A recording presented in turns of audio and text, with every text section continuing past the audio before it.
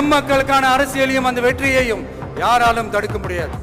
அப்படி தடுக்கணும்னு நினைக்கிறவங்களோட கனவு ஒரு நாளும் மெய்ப்படாது. Before concluding my speech, few words from William Blake.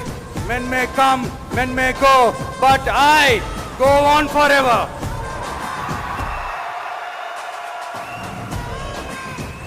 ஞாலம் கருதினும் கைகூடும் காலம் கருதி இடத்தார் செய்யின்.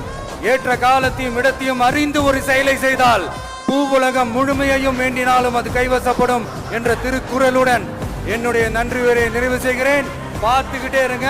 அடுத்த வருஷம் இது வரைக்கும் தமிழ்நாடு சந்திக்காத ஒரு வித்தியாசமான ஒரு தேர்தலை சந்திக்கும்.